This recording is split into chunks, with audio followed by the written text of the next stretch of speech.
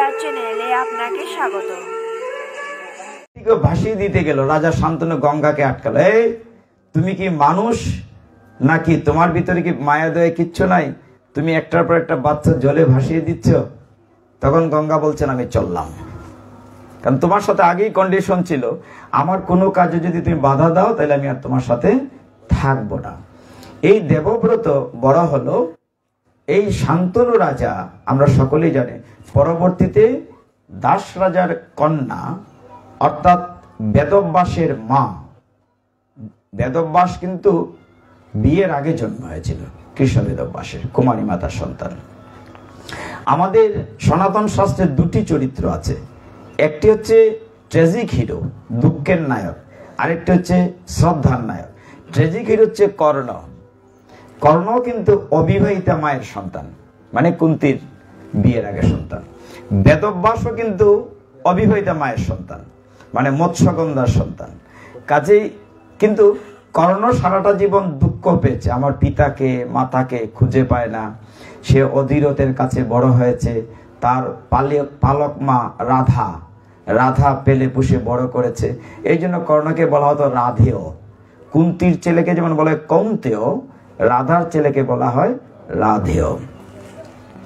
এইভাবে যখন শান্তনু রাজা একদিন নদীর ঘাটে, যমুনার ঘাটে গেলেন, গিয়ে ওই দাস রাজার কন্যা অর্থাৎ বেদব্যাসের মাকে, সত্যবতী বা পদ্মগন্ধা, সত্যবতীকে দেখে শান্তনুর তাকে বিয়ে করতে ইচ্ছে হলো। দেখেন কাহিনীর পেছনে কেমন কাহিনী থাকে। তখন মন খারাপ, তখন দেবব্রত মানে বিশ্বদেব বড় রাজপুত্র, বাবার মন খারাপ দেখে তিনি বলেন যে ঠিক আছে আমি দেখি খুঁজে। তিনি গিয়ে দেখলেন যে ওই মেয়েটির জন্য বাবার মন খারাপ, বিয়ে করতে চাচ্ছেন। তখন দেবব্রত শান্তনুর সাথে মেয়েটির বিয়ে দিচ্ছিলেন না দাস রাজা, যে তোমার সাথে বিয়ে দেব না কেন, তোমার আগের পক্ষের একটি ছেলে আছে, বিশ্বদেব আছে, কারণ তোমার ছেলে রাজা হবে তোমার অবর্তমানে, তাহলে আমার মেয়ে রাজমাতা হতে পারবে না। বিশ্বদেব গিয়ে একদিন রাত্রিবেলা গেলেন, গিয়ে ওই দাস রাজাকে গিয়ে পরিষ্কার বললেন আমি আমার মাকে নিতে এসেছি। মানে কতটুকু স্যাক্রিফাইস। তিনি বললেন আমি আমার মাকে নিতে এসেছি। তখন দাস রাজা বললেন না, তোমাকে দেয়া যাবে না, তুমি ভবিষ্যতে রাজা হবে। দেবব্রত বললেন আমি রাজা হব না। বলে তুমি রাজা না হও, তুমি বিয়ে করলে তোমার ছেলে মেয়ে তো রাজা হবে। তখন দেবব্রত প্রতিজ্ঞা করলেন আমি জীবনে বিয়ে করব না। এই হচ্ছে বিশ্বদেব। তখন ওই নিয়ে আসলেন সত্যবতীকে রানী করে। সত্যবতী দিকে দুই ছেলে হলো, চিত্রাঙ্গদ আর বিচিত্রবীর্য। তো চিত্রাঙ্গদ, আরেকটা নাম ছিল একটা লোকের চিত্রাঙ্গদ, তার সাথে ফাইট হয়েছিল, চিত্রাঙ্গদ মারা গিয়েছিল, কিন্তু বিচিত্রবীর্য বেঁচে ছিল। বিচিত্রবীর্যের জন্য বিশ্বদেব কি করেছিলেন, কাশীরাজের 3টা মেয়েকে হাইজেক করে এনেছিলেন, অম্বা, অম্বিকা, অম্বালিকা। তো অম্বা, অম্বিকা, অম্বালিকাকে স্বয়ম্বর সভা থেকে বিশ্বদেব তো পরাক্রমশালী যোদ্ধা, এবং বিশ্বদেব যখন শান্তনুর জন্য সত্যবতীকে নিয়ে আসেন, আমি মাকে নিতে এসছি, তখন তিনি যেন প্রতিজ্ঞা করেছিলেন বিয়ে করব না। এই জন্য তার বাবা তাকে একটা বর দিয়েছিলেন শান্তনু। কি বর দিয়েছিলেন? স্বেচ্ছা মৃত্যু, যে তোমাকে কেউ মারতে পারবে না, তুমি যদি ইচ্ছে না করো তোমাকে কেউ মারতে পারবে না। এই কারণে কুরুক্ষেত্রের যুদ্ধে 10 দিন যুদ্ধের পরে সরসজ্জায় যখন বিশ্বদেব ছিলেন, 58 দিন শুয়েছিলেন, তিনি মারা যান নাই। তিনি উত্তরায়ণের অপেক্ষা করেছিলেন। আমরা পৌষ সংক্রান্তি করি, মাঘ মাসের 1 তারিখ দেহ রাখার জন্য, উত্তরায়ণ যাওয়ার জন্য তিনি অপেক্ষা করছিলেন। সেই বিশ্বদেব কি করলেন, ওই কাশী রাজার 3 কন্যাকে নিয়ে আসেন, অম্বা, অম্বিকা, অম্বালিকা, বিচিত্রবীর্যের জন্য। কিন্তু অম্বা বড় মেয়েটি বলল, আনার পরে বলল যে আমার তো আরেকটা রাজপুত্রের সাথে কথা ছিল বিয়ের। তখন বিশ্বদেব তাকে ছেড়ে দিয়েছিলেন, তুমি চলে যাও, কিন্তু ওই রাজপুত্র তাকে গ্রহণ করেনি। এই অম্বার অনেক কাহিনী আছে। অম্বা কি করেছিল, বলছে আমার জীবনটা নষ্ট হয়ে গেছে, বিশ্বদেব তুমি আমাকে বিয়ে করো। তখন বিশ্বদেব বলছেন আমি তো প্রতিজ্ঞা করেছি জীবনে কখনো বিয়ে করব না। এই বিশ্বদেবকে বিয়ে করার জন্য অম্বা বিশ্বদেবের যে গুরুদেব অস্ত্রগুরু পরশুরামের কাছে গিয়েছিলেন যে তোমার শিষ্য কথা শুনছে না, তোমার শিষ্যের কারণে আমার জীবনটাই নষ্ট হয়ে গিয়েছে, হি শুড মেরি মি। কিন্তু যেহেতু বিয়ে করছেন না, তখন গুরুদেব পরশুরাম বলছিলেন তাহলে কাজ করো, তুমি আমার সাথে ফাইট করো, ওই যুদ্ধে আমাকে হারাও নাহলে বিয়ে করো। পরশুরাম হেরে গিয়েছিলেন বিশ্বদেবের কাছে। এই অম্বা শেষে এমন তপস্যা করেছিল, এই জন্মে না পারি পরের জন্মে হলেও আমার কারণে তোমার মৃত্যু হবে। এই অম্বায় পরবর্তী জন্মে এসে কি হয়েছিল? শিখণ্ডী হয়েছিল। শিখণ্ডী হয়ে বিশ্বদেবের সামনে দাঁড়িয়েছিল, অর্জুনের রথের সামনে। দেখেন একটার পিছনে আরেকটা থাকে। আর বাকি যে দুটি বোন অম্বিকা এবং অম্বালিকা, তাদেরকে যখন বিচিত্র বীর্যের সাথে বিয়ে দেওয়া হলো, বিচিত্র বীর্য অল্প বয়সে যক্ষ্মারোগে মারা গেল, বংশ থাকলো না। এই জায়গাটা মন দিয়ে খেয়াল করতে হবে। আমরা কেন আমাদের এই শাস্ত্র অনুশাসন আমরা মানি? আমাদের পরবর্তী প্রজন্ম যাতে সুন্দর হয়, ছেলে মেয়ে যাতে নিখুঁত হয়, ছেলে মেয়ে যাতে ভগবত মুখী হয়, এর কিছু শিক্ষণীয় আছে। দেখুন, সত্যবতী রাজমাতা তিনি দেখলেন তার বংশে আর কেউ নাই, এখন বংশ রক্ষা করবে কি করে? দুটি বৌমা বিধবা, অম্বিকা অম্বালিকা। বিশ্বদেবকে বললেন তাদের দেবর সম্পর্ক যে তুমি তাদের সন্তান দাও। বিশ্বদেব বললেন মা আমি তো প্রতিজ্ঞাবদ্ধ, আমি সংসার করতে পারবো না। কিন্তু সত্যবতীর বিয়ের আগে একটি ছেলে ছিল, যিনি হচ্ছেন বেদব্যাস মণি, কৃষ্ণদেবেন বেদব্যাস। তিনি তো জটাজুটোধারী, কালো গায়ের বর্ণ, গায়ের রং কালো বলে তার নাম শ্রীকৃষ্ণ। যমুনার দ্বীপে জন্মেছেন বলে তার নাম দ্বৈপায়ন। আমাদের বেদকে 4টা ভাগ করেছেন বলে তার নাম বেদব্যাস। এর জন্য পুরা নামটা হচ্ছে শ্রীকৃষ্ণ দ্বৈপায়ন বেদব্যাস। বিশ্বদেব বলেন আপনার ওই ছেলেকে খবর দেন, কারণ ওই ছেলে বলেছিল মা তোমার যখন প্রয়োজন পড়ে আমাকে খবর দেবে। তখন বেদব্যাস খবর পেয়ে বলেন মা আমাকে 1 বছর সময় দাও, আমার যে চেহারা জটাজুটো দাঁড়িয়ে, আমি তো তপস্বী মানুষ, গায়ে দুর্গন্ধ, আপনার বৌমার আমাকে গ্রহণ করতে পারবে না। কিন্তু সত্যবতী সহ্য করতে পারলেন না, ধৈর্য ধরতে পারলেন না। বেদব্যাসকে খবর দিলেন। তো বেদব্যাস আসার পরে বড় বৌমা, 2 বউয়ের মধ্যে অম্বিকাকে বলা হলো তুমি তাকে গ্রহণ করো। ঠিকই গেলেন তিনি, কিন্তু জটাজুটোধারী ভাব দেখে অম্বিকা ভয়ে চোখ মুছে ফেললেন। এরকম বেদব্যাসকে দেখে চোখ মুছে ফেললেন। যখন বেরিয়ে আসলেন, সত্যবতী জিজ্ঞাসা করলেন ছেলেকে, মানে বেদব্যাসকে, বাবা কি খবর, কেমন সন্তান হবে? বলছে মা সন্তান খুব বীর্য শক্তিশালী যোদ্ধা হবে, কিন্তু অন্ধ হবে। মানে এইগুলা কিন্তু আমাদের শিক্ষণীয় বিষয়। অনেকে মনে করেন যখন আমরা we are carrying some babies, যে সময় আমরা গীতা ভাগবত থেকে দূরে থাকি, এই সময় বেশি করে গীতা ভাগবত শ্রবণ করতে হবে। প্রহ্লাদ মহারাজ যখন তার মা কয়াদুর গর্ভে ছিলেন, তখন কি হয়েছিল? দৈত্যরাজ অসুর বধ করার নিমিত্তে তার গর্ভবতী মাকে হাইজ্যাক করে নিয়ে গিয়েছিল। কিন্তু নারদ মুনি কি করেছেন, না তোমরা তো নিষ্ঠুরতা করছো কেন? তখন প্রহ্লাদের মাকে কয়াদুকে নারদ মুনি তার আশ্রমে রেখেছিলেন। তো আশ্রমে থাকা অবস্থায় গর্ভস্থ সন্তান ভগবানের কথা শ্রবণ করেছিল। এই কারণে প্রহ্লাদ ভক্ত প্রহ্লাদ হয়েছিল। দ্বিতীয় স্ত্রীকে বললেন এবার তুমি যাও অম্বালিকা। অম্বালিকার সাথে এসে যখন আমার মা জিজ্ঞাসা করলেন বেদব্যাসকে যে এখন কেমন সন্তান হবে, বেদব্যাস বললেন এইবার একটি সন্তান হবে শৌর্য বীর্যধারী, কিন্তু গায়ের রং হবে পাণ্ডু, হলুদ বর্ণ। কারণ ওই বৌমা আমাকে ভয় পেয়ে মুখ শুকিয়ে হলুদ করে ফেলেছিল। 3rd টাইম বললেন তাহলে তোমরা আবার চেষ্টা করো। তখন ওই 2 বৌমা কেউ আর যায় নাই, তাদের একটা দাসী দিয়েছিল বেদব্যাসের সাথে। ওই দাসী পুত্র হচ্ছে বিদুর। তখন বেদব্যাস বলেছিলেন মা এইবার একটি চমৎকার ছেলে হবে, খুব জ্ঞানী গুণী পূর্ণাঙ্গ। দুর্ভাগ্যবশত এই সন্তানটি হচ্ছে দাসী পুত্র বিদুর। কথাটা হচ্ছে এই যে প্রত্যেকটা কাহিনীর পিছনে কাহিনী থাকে, এইভাবে আমাদের চিন্তা করতে হবে।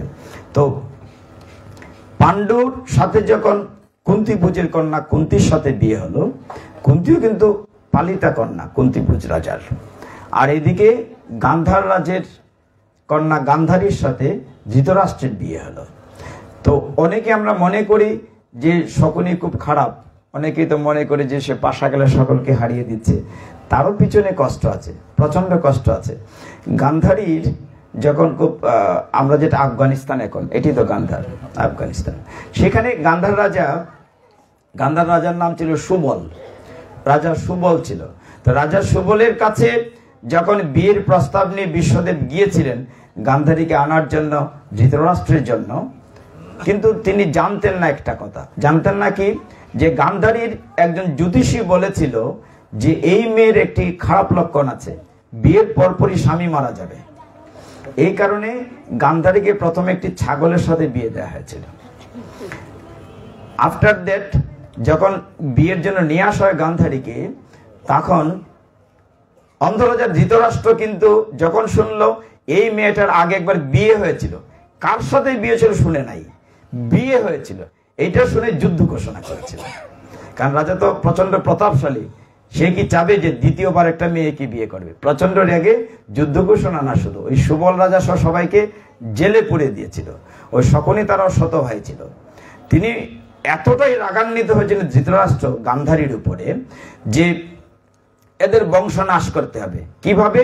সবাইকে জেলে পুড়ে সুবল রাজা সহ একজনের বুঝ খাবার দেয়া হবে, তিল তিল করে মারতে হবে, মানে যাতে সকলেই না খেতে খেতে মরে যায়।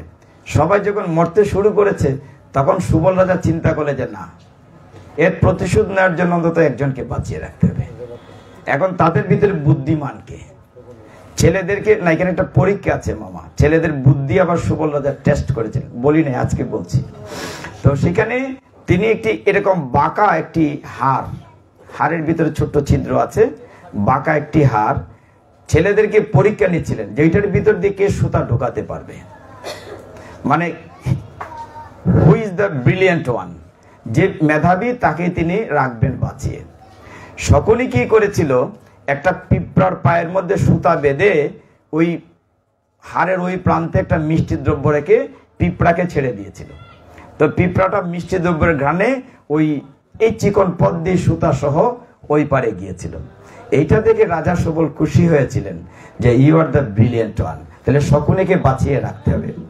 সবাই মারা গেল, একজন খাবার একজন খেয়ে, আর শকুনি তার পিতার হাড় দিয়ে পাশা বানালো, যার কারণ কথা শুনতো।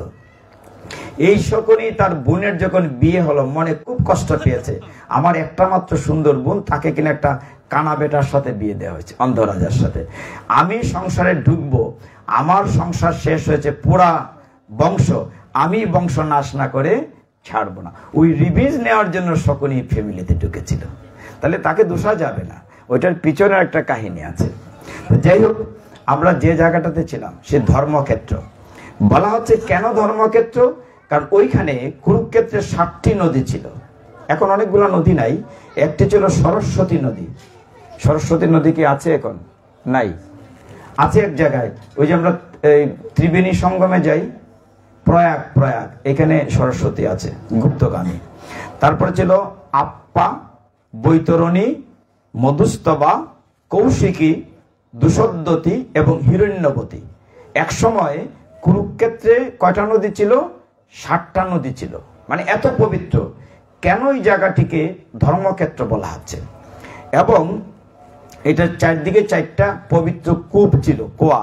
একটা ছিল চন্দ্রকূপ, একটা ছিল বিষ্ণুকূপ, একটা ছিল রুদ্রকূপ, একটা ছিল দেবীকূপ। আর সবচেয়ে চমৎকার যে বিষয়টা ছিল, এই কুরুক্ষেত্রের চারদিকে 7টা বন ছিল। কয়টা বন ছিল বলছি? 7টা বন ছিল। একটা ছিল কাম্যবন, কাম্যবনের নাম আমরা পরে পেয়েছি। অর্জুনরা যে এই বনে ছিল, কাম্য বনে ছিল, এই বনটা কুরুক্ষেত্রের পাশে ছিল। কাম্যবন, আদিত্যবন, ব্যাসবন, তারপরে ফলকী বন, সূর্যবন, মধুবন, শীতবন, এরকম 7টা বন ছিল। এই কুরুক্ষেত্রের চারদিকে 7টি বন কেন ছিল? এখানে মুনি ঋষিরা তপস্যা করতেন, এই জন্য জায়গাটা খুব পবিত্র। আরেকটি যেটি ছিল, আমরা জানি ছোট বাচ্চাদের আমরা অনেক সময় মায়ের মন্দিরে মাথা মুন্ডন করি না, মাথার চুল ফেলাই, ভগবান যখন কানাই ছিলেন, এই কুরুক্ষেত্রে ভদ্রকালীর একটা মন্দির ছিল। তার বাবা নন্দ মহারাজ ওই ভদ্রকালীর মন্দিরে গিয়ে মাথা মুন্ডন করেছিলেন ছোট কানাইকে। আর এখানে সূর্যগ্রহণের সময় একবার গিয়ে যাওয়া হয়েছিল। আর এখানে সরোবর আছে, বড় বড় দিঘি, এখানে পিণ্ডদান করা হতো। এমনকি ত্রেতা যুগে ভগবান শ্রী রামচন্দ্র ওই কুরুক্ষেত্রের পাশে পিণ্ডদান করেছিলেন। এখানে এই জায়গাটির নাম বলা হতো সমস্ত পঞ্চক। যদিও এখানে একটি বড় সরোবর এখনো আছে, ব্রহ্ম সরোবর। যারা গিয়েছেন, ব্রহ্ম সরোবরের মাপ ছিল 3600 ফুট বাই 1200 ফুট, আর ডেপথ ছিল 15 ফুট। সর্বোপরি এই জায়গাটি কেন পবিত্র আমরা বলবো, কারণ এই কুরুক্ষেত্রে অনাদিরাদি গোবিন্দ, আমরা যে আলোচনায় বসেছি, এই গীতা দান করেছিলেন। কাজে সবচেয়ে পবিত্র স্থান হচ্ছে কুরুক্ষেত্র। এই জন্য প্রথম শ্লোকটি বলা হচ্ছে ধর্মক্ষেত্রে কুরুক্ষেত্রে। এই জায়গাটি কেন ধর্মক্ষেত্র, এতগুলো বিষয়। এই জায়গাটিতে যে কুরুক্ষেত্রের যুদ্ধ হয়েছে তা না, তার পূর্বে আরো 2বার যুদ্ধ হয়েছে। একটা যুদ্ধ হয়েছে ওই যে বললাম চিত্রাঙ্গদ এবং গন্ধর্ব চিত্রাঙ্গদ মারা গিয়েছিল। আরেকটা যুদ্ধ হয়েছে বিশ্বদেব এবং তার উস্তাদ পরশুরামের, এই কুরুক্ষেত্রে যুদ্ধ হয়েছে। কাজেই স্থানটি খুব পবিত্র। ভগবান আশীর্বাদ দিয়েছেন কুরু মহারাজকে যে তোমার নামে এই ক্ষেত্রটির নাম হবে কুরুক্ষেত্র, এটা হবে ধর্মক্ষেত্র। এখানে যদি কেউ মারা যায়, যে কোনো ভাবে যদি মারা যায়, সাথে সাথে সে একেবারে দিব্য ধামে চলে যাবে। হরি বল। এই কারণে আপনারা চেষ্টা করবেন একবার দর্শন করতে। এই জন্য বলা হচ্ছে কুরুক্ষেত্রে গমিষ্যামি কুরুক্ষেত্র বসাম্যহম। আমরা কুরুক্ষেত্রে যাব, মানে গমন এবং বাস করব। এইভাবে আমরা কুরুক্ষেত্রের একটু আলোচনা করলাম। আজকে আমরা আলোচনার সুযোগ পাই না ধর্মক্ষেত্র নিয়ে। যখন যুদ্ধ শুরু হলো, তখন কিন্তু অর্জুন শুরু করতে যুদ্ধ চায়নি। কেন চায়নি? তার ভিতরে একটি মায়া ছিল। যেমন আমরাও তো যুদ্ধ করতে গেলে একটা কিং কর্তব্য, একটা কাজ করব কি করব না, দুটা নায় থাকে। অর্জুন একটি মায়ার ভেতরে ছিল। কিরকম? তার সামনে দেখে যে তার দাদা মশাই বিশ্বদেব, তার অস্ত্রগুরু দ্রোণাচার্য, কুলগুরু কৃপাচার্য, যুদ্ধের পরে কয়জন বেঁচেছিলেন আপনারা জানেন তো? এত সৈন্য, 18 অক্ষয়ণী সৈন্য। 18 অক্ষয়ণী মানে কি? প্রায় 39,25,560 জন। এক অক্ষয়ণীতে কত? পদাতিক থাকে 1,09,350 জন, অশ্বারোহী থাকে 65,000, রথারোহী থাকে 21,870 এবং হাতিও থাকে 21,870। মোট একটা অক্ষয়ণী মানে 2,18,090 জন। তাহলে 18 অক্ষয়ণী মানে 39,25,620 জন। তার মানে কত বড় মাঠটা। ভগবান শ্রীকৃষ্ণ এই জায়গাটা কেন চয়েস করেছিলেন? ওই যে চারদিকে নদী আছে, বিভিন্ন দেশের সৈন্যের জন্য খাবার আনা যাবে, বা পাশে বন আছে, ঘোড়া হাতি বিশ্রাম নিতে পারবে, তারা খাবার পাবে। সবকিছু মিলিয়ে জায়গাটা সিলেক্ট করা হয়েছিল যুদ্ধের জন্য। এই 18 অক্ষয়ণী এত 39,25,620 জন যুদ্ধের পরে মারা গিয়েছিলেন 39,25,610 জন। তাহলে কতজন বেঁচেছিলেন? মাত্র 10 জন। চিন্তা করা যায়? মানে লক্ষ লক্ষ লোক এই যুদ্ধে শেষ হয়ে গেছে, মাত্র 10 জন। 10 জনের ভিতরে পাণ্ডব পক্ষে 7 জন, মানে পঞ্চ পাণ্ডব আর কৃষ্ণ আর সাত্যকী। পাণ্ডব পক্ষে কয়জন বেঁচেছিলেন? মাত্র 7 জন। পঞ্চ পাণ্ডব, সাত্যকী আর কৃষ্ণ। আর কৌরব পক্ষে বেঁচেছিলেন 3 জন, নাকি 4 জন? এই 7 জন হলে 3 জন। 3 জন কৃপাচার্য, কৃতবর্মার অশ্বত্থামা। কৃপাচার্য ওই যে কুলগুরু কৃপাচার্য, আর দ্রোণের ছেলে দ্রোণাচার্যের ছেলে অশ্বত্থামা আর কৃতবর্মা। অশ্বত্থামাকে ভগবান অমর বরের অভিশাপ দিয়েছিলেন। জানেন তো কি অবস্থাটা? যখন অশ্বত্থামা এত খারাপ ছিল, অশ্বত্থামা যখন পাণ্ডবের বংশ নাশ করার জন্য সর্বশেষ ব্রহ্মাস্ত্রটা মেরেছিল পরীক্ষিতকে মেরে ফেলার জন্য। পরীক্ষিত উত্তরার গর্ভে পরীক্ষিতকে ব্রহ্মাস্ত্র মেরেছিল, ভগবান প্রচন্ড কষ্ট দিয়েছিলেন। কষ্ট পেয়ে অর্জুনও ব্রহ্মাস্ত্র মেরেছিল ওইটাকে আটকানোর জন্য। দুই ব্রহ্মাস্ত্র মহাকাশে বিশাল অগ্নি স্ফুরিত হচ্ছে। কৃষ্ণ বলছেন সমস্ত সৃষ্টি ধ্বংস হয়ে যাবে, অর্জুন তোমার ব্রহ্মাস্ত্র ফিরাও। অর্জুন ফিরিয়েছিল কিন্তু অশ্বত্থামা ফিরায় নাই, বলছে আমি বংশ নাশই করে ফেলবো, আমার কোনো মৃত্যুর ভয় নাই। তখন ভগবান সুদর্শন দিয়ে তার কপালের যে একটা রক্ষা কবচ ছিল সেটা খুলে ফেলেছিলেন। তারপরে ভগবান অভিশাপ দিয়েছিলেন, ও তোমার মৃত্যুর ভয় নাই, আমি তোমাকে অভিসম্পাদ দিচ্ছি, তুমি মরতে চাইলেও মরতে পারবে না। তোমার শরীরে জরা বেদি অসুখ, তোমার দেহ থেকে পুঁজ পড়বে, কীট বেরোবে, কিলবিল করবে, মৃত্যুর জন্য চিৎকার করবে, কিন্তু তুমি মারা যাবে না। একটু ভেবে দেখেন তো, আমরা বাঁচার জন্য চেষ্টা করি। তিনি বলছেন, ভগবান বলছেন অশ্বত্থামাকে, আমি তোমাকে অভিশাপ দিচ্ছি, তোমার কাছ থেকে মৃত্যু আমি হাইজ্যাক করে নিয়ে নিলাম, তুমি মারাই যাক না। এখনো দেখা যায় ভারতে সেই পাহাড়ের গুহাতে অশ্বত্থামা সাথে সাথে সারা শরীর সাদা, মানে বুড়ো হয়ে গেল, সারা শরীর জরাগ্রস্ত হয়ে গেল, কষ্ট পাচ্ছে কিন্তু মারা যাচ্ছে না। তুমি মৃত্যুকে ভয় পাচ্ছ না, আমি তোমার কাছ থেকে মৃত্যুই কেড়ে নিলাম, দেখি তুমি কত কষ্ট পাও। এই কারণে অশ্বত্থামা বেঁচে আছে। আর এদিকে কৃপাচার্য কৃতবর্মা, অর্থাৎ কৌরব পক্ষে 3 জন আর পাণ্ডব পক্ষে 7 জন, এত লক্ষ লক্ষ লোক চলে গিয়েছে একটা যুদ্ধে, চিন্তা করা যায়। কিন্তু জিতলো কারা? আবার এখন সামারিতে আসেন, জিতেছে কারা? পাণ্ডব পক্ষ। কেন? উত্তরটা হচ্ছে ওইদিকে ভগবান আছেন। কথাটি ওই জায়গাটিতে আমাদের আলোচনা। শাস্ত্র বলছে যে পক্ষে থাকেন কৃষ্ণ যুগেশ্বর, অর্থাৎ কৃষ্ণ যেদিকে থাকেন সেই দিকে জয় হবে। এদিকে 11 অক্ষয়হীনী, কিন্তু এদিকে মাত্র 7 অক্ষয়হীনী। এদিকে তারা 100 ভাই, এদিকে তারা মাত্র 5 ভাই। জিতলো কেন? কারণ ভগবান তাদের সাথে আছেন। তাহলে আমরা যদি এই সংসার যুদ্ধে জিততে চাই, তাহলে ভগবানকে আমাদের সাথে রাখতে হবে। এটি হচ্ছে মূলত গীতার সারমর্ম। এবার একটু অন্য আলোচনা করি। ভগবান এইভাবে যখন গীতায় আমাদেরকে জ্ঞান দিয়েছেন অর্জুনকে লক্ষ্য করে, তিনি বলেছেন যে তুমি যদি আমাকে পেতে চাও, অর্জুন বলছিলেন অনেকের তো সামর্থ্য নাই, মানে অর্থবিত্ত দিয়ে টাকা পয়সা দিয়ে কি করে তোমার সেবা পূজা করবে। ভগবান বলছেন নবম অধ্যায়ে 26 নম্বর শ্লোকে কি বলেছেন?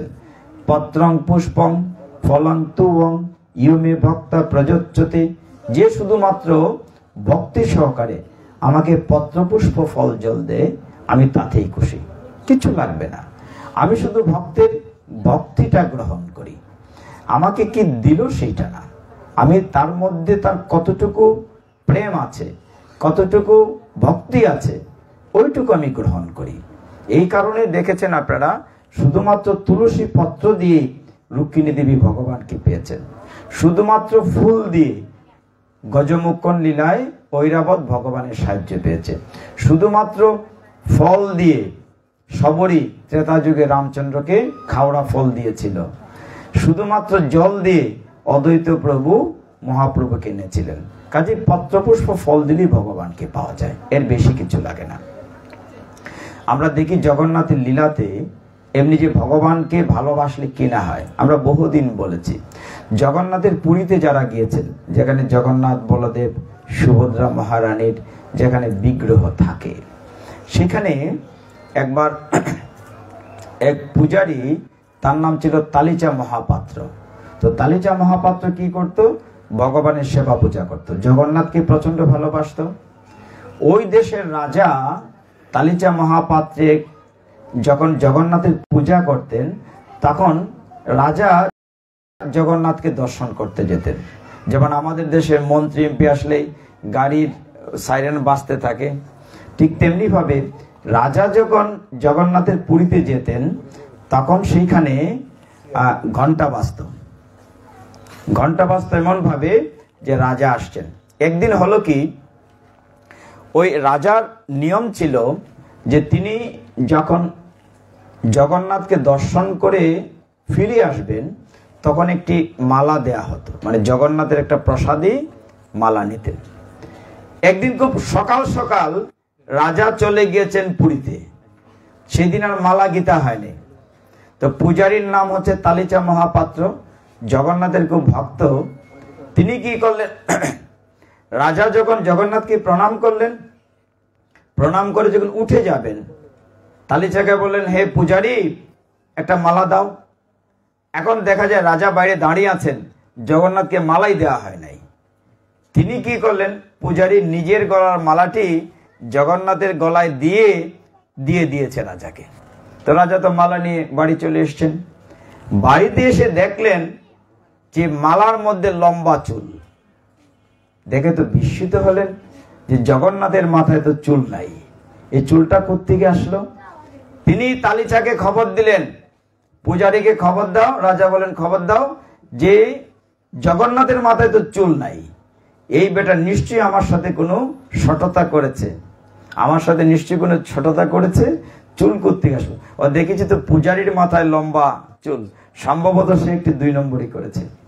এখন তালিচা মহাপাত্র কিন্তু ভগবানের প্রচন্ড ভক্ত।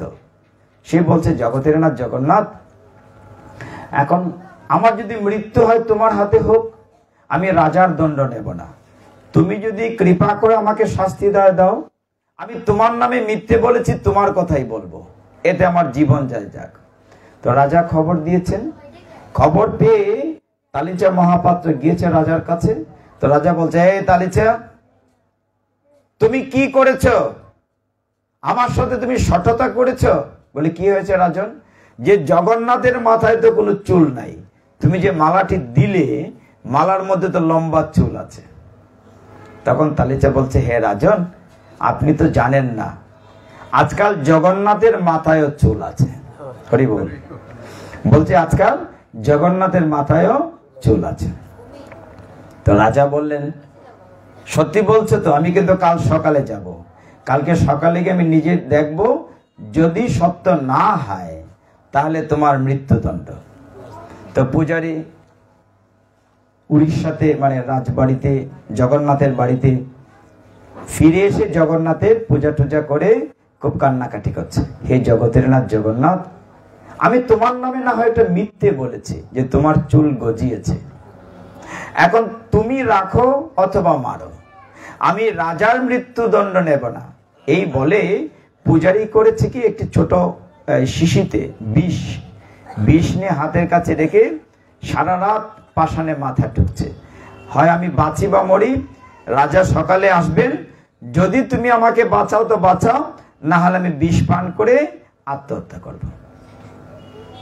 বুড় হয়ে গেল, কত বড় ভক্ত, মানে কতটুকু নিবেদিত প্রাণ, ভগবানকে কতটুকু ভালোবাসে। জগন্নাথ স্বপ্নে দেখালেন, হে তালিচা, তুমি উঠে দেখে যাও আমার চুল গজিয়েছে। মানে কিরকম ভগবানের প্রতি ভালোবাসা। তো তালিচা মহাপাত্র জগন্নাথের গর্ভ মন্দিরে ভেতরে গিয়ে দেখলো, সত্যি সত্যি জগন্নাথের মাথা থেকে একদম আঁঠু অব্দি একেবারে চাচর কেশ, ঝিকঝিক ঝিকঝিক চুল চকচক করছে। দেখে জগন্নাথকে প্রণাম করে বলছে, হে ভগবান, হে জগতের নাথ, তুমি তো লীলা পুরুষোত্তম, তুমি পারো না এমন কিছু আছে। এমন সময় বাইরে ঘন্টা বাজতে শুরু করেছে, রাজা চলে এসছে। তো ঘন্টা বাজতে শুরু করেছে, তাড়াহুড়ো করে রাজা বলছে, এই তালিচা, তুমি আমাকে দেখাও তোমার জগন্নাথের চুল আছে বলেছ। তো সে তো নির্ভয় বলছে, আসেন।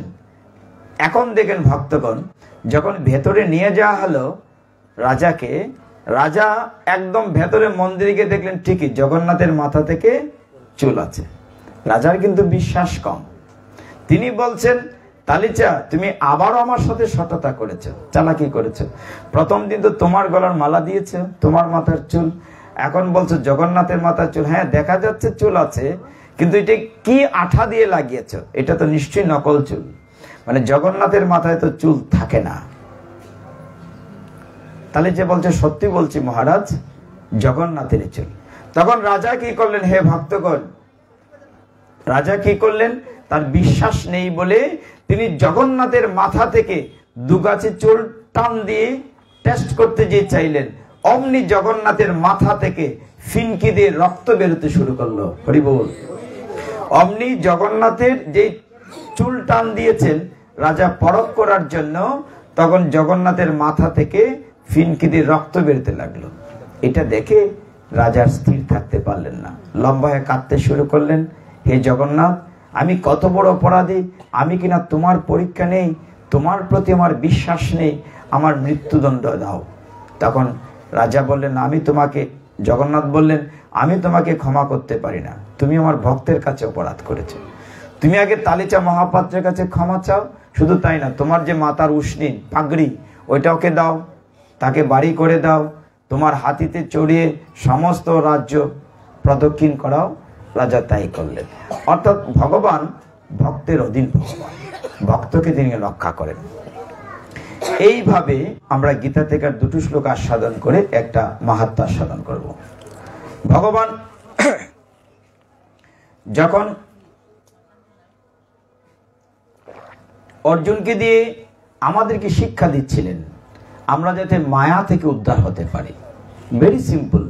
সপ্তম অধ্যায়ে জ্ঞান বিজ্ঞান যুগের 14 নং শ্লোকে ভগবান বলছিলেন, তুমি তো মায়া কাটাতে পারো না।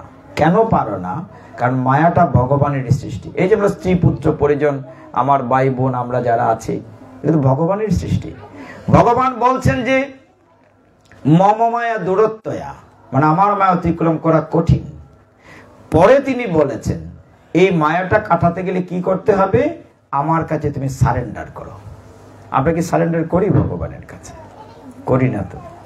ভগবান বলছেন মাম এবজে প্রপদ্যন্তে, মাম এবজে প্রপদ্যন্তে মায়া মেতাম তরন্তিতে, আমার কাছে যে আত্মসমর্পণ করে আমি তার মায়ার বাঁধন কেটে দেই। তাহলে কি করতে হবে? ভগবানের কাছে আত্মসমর্পণ করতে হবে। কিন্তু আমরা কি করি? যদি কোনো ভালো কাজ করি সেটা আমি করেছি, আর খারাপ হলে ভগবান করেছেন। না, আত্মসমর্পণ করতে হবে সব সময়। তুমি বলাও তাই বলি, তুমি চালাও তাই চলি। ঠিক ওই জায়গাটিতে যদি আমরা প্যাসিভ ভয়েসে কথা বলি তাহলে আমাদের জীবন সুখময় হবে।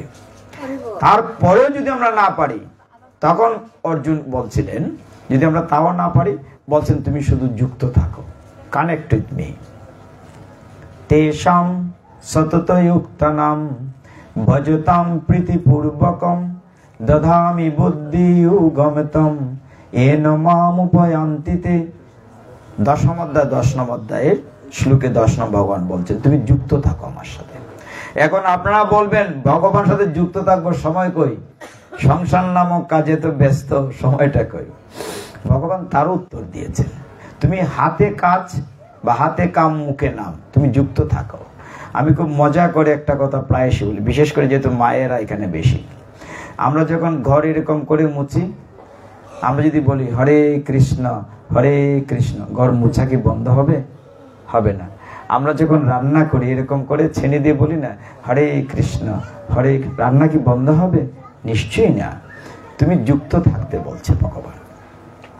তাও যদি না পারি, সর্বশেষ যে শ্লোকে ভগবান সমাধান দিয়েছেন যে কিছুই করা লাগবে না। কি করা লাগবে না? ভগবান বলছেন যে আমরা একটা সাগরে ডুবে আছি, এই সাগরটার নাম হচ্ছে মায়ার সাগর।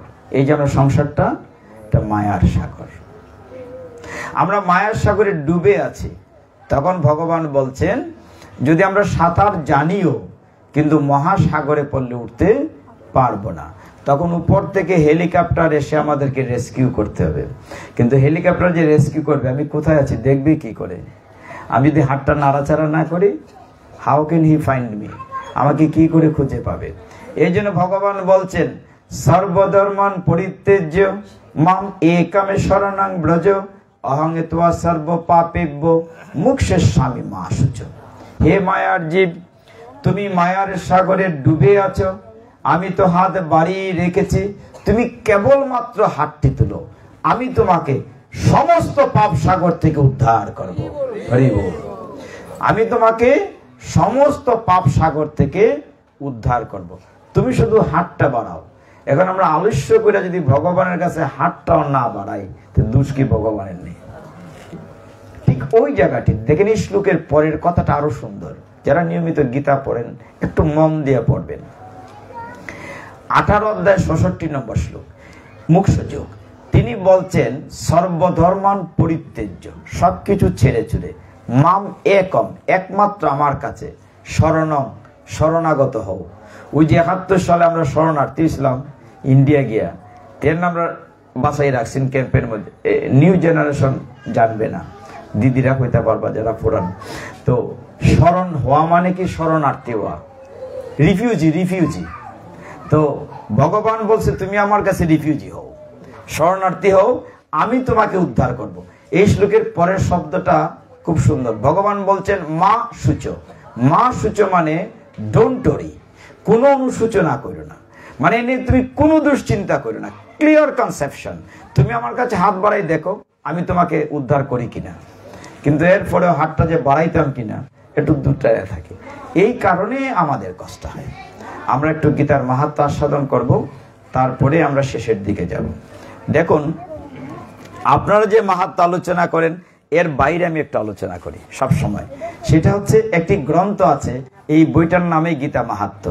আপনারা যারা পড়েন তারা দেখবেন এখানে প্রত্যেকটা অধ্যায় ওয়ারি মাহাত্ম্য দেয়া আছে। যেহেতু আজকে প্রয়াণ দিবস, বেনদার প্রয়াণ দিবস, কাজে আমরা ওই রকম একটি মাহাত্ম্য আস্বাদন করব। 3য় অধ্যায়ের একটি মাহাত্ম্য এরকম আছে, 7ম অধ্যায়ের একটি মাহাত্ম্য আছে। 5 মিনিট আমরা শেষ করতে পারবো। সেখানে দেখা গেছে এই গ্রন্থটি যে মাহাত্ম্য আছে এটি হর পার্বতী সংবাদ, মানে শিব ঠাকুরকে প্রশ্ন করেছেন পার্বতী আর পার্বতী উত্তর দিয়েছে, এইভাবে মাহাত্ম্যগুলো আছে। গতকালকে আপনারা নিশ্চয়ই সকলে শিবরাত্রি করেছেন না? গতকালকে আমরা রামপুর ছিলাম, সেখানে প্রত্যেক বছর যেতে হয় পাঠে। তো যাই হোক, এখানে পার্বতী জিজ্ঞাসা করছেন যে গীতা পাঠের কি এমন মাহাত্ম্য?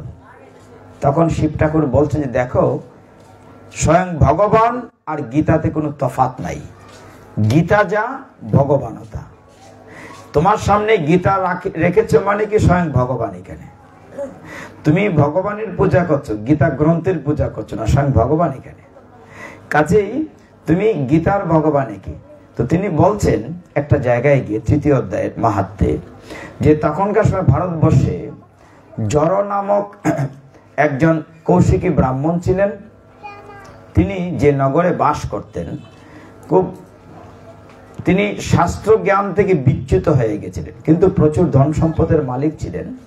তো জর নামক সে কৌশিকী বংশের ব্রাহ্মণ, তিনি যখন দেশান্তরিত হয়ে গেলেন, কেন যে তিনি এতটাই ধর্ম থেকে বিচ্যুত হয়ে গেছিলেন, ধর্মীয় অনুষ্ঠান পালন করতেন না।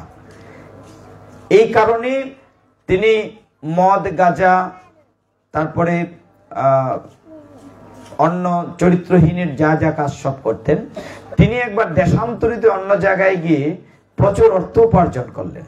দুর্ভাগ্যবশত অর্থবৃত্তি নিয়ে যখন ওই কৌশিকী ব্রাহ্মণ বাড়িতে আসছিলেন, দেশের বাড়িতে আসার পথে রাত্র হয়ে গিয়েছিল। রাত্রিবেলা তিনি যখন এটা বৃক্ষমূলে বিশ্রাম নিচ্ছিলেন, তখন দস্যুরা আক্রমণ করে তাকে মেরে ফেলেছিল।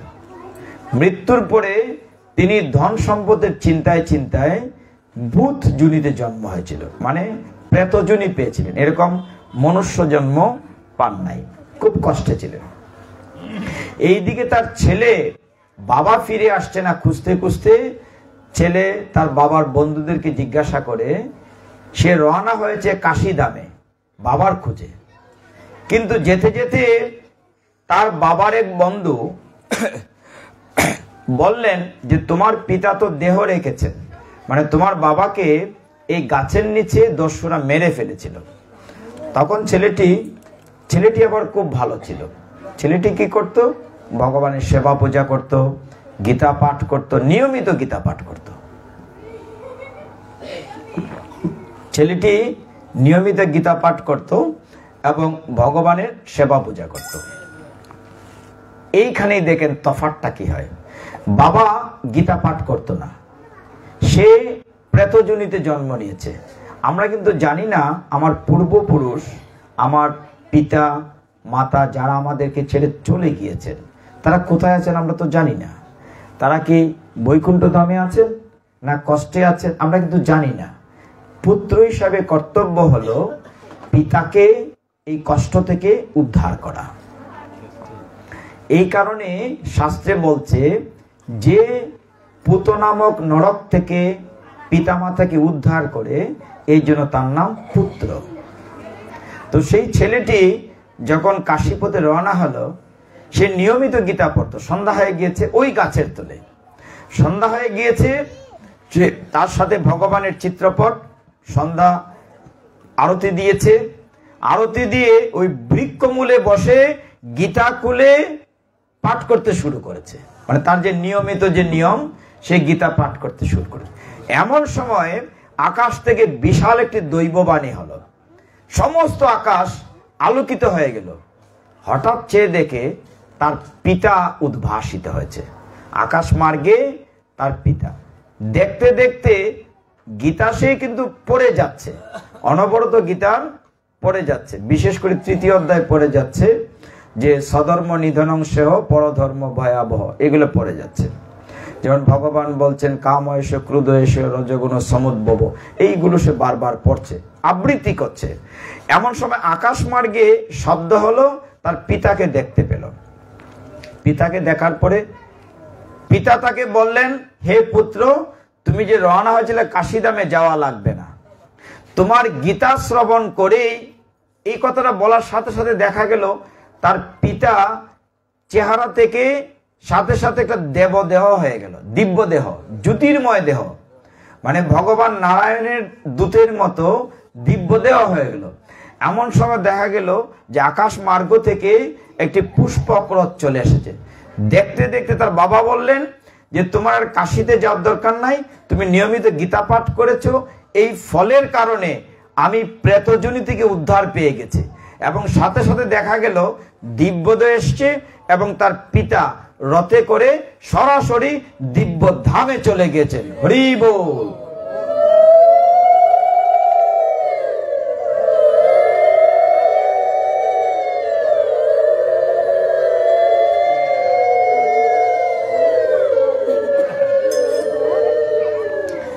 পিতা দিব্যধামে চলে গেলেন কেন?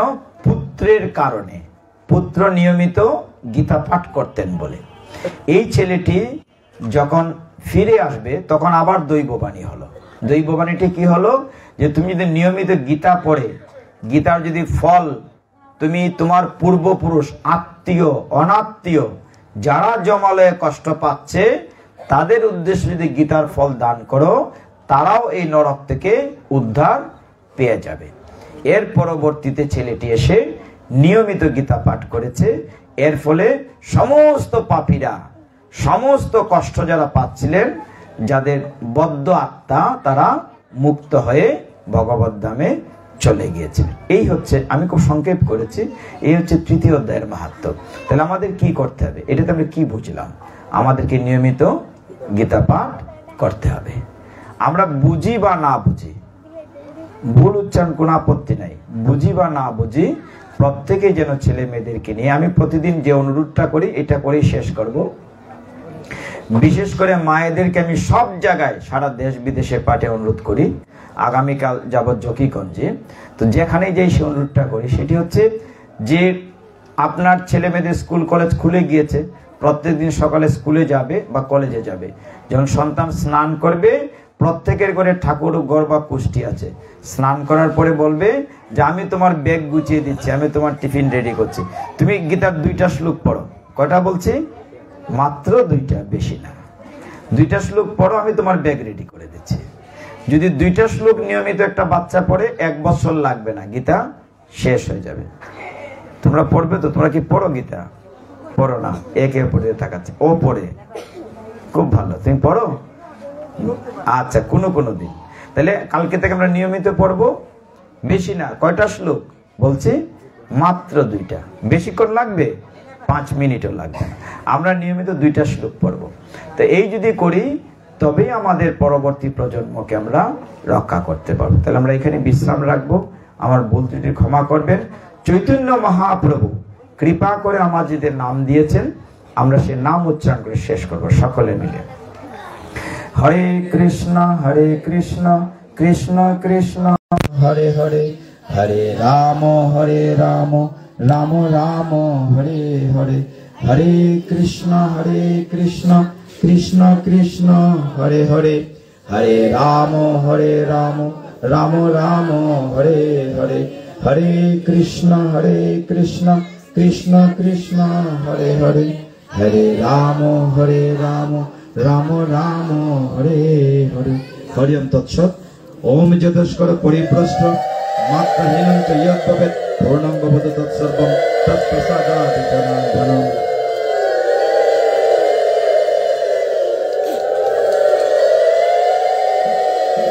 আপনারা একটু কীর্তন করে প্রসাদ নিয়ে যাবেন, আর সবাই আমার জন্য আশীর্বাদ করবেন, কৃপা করবেন, যাতে করে বাকি সময়টুকু ভগবানের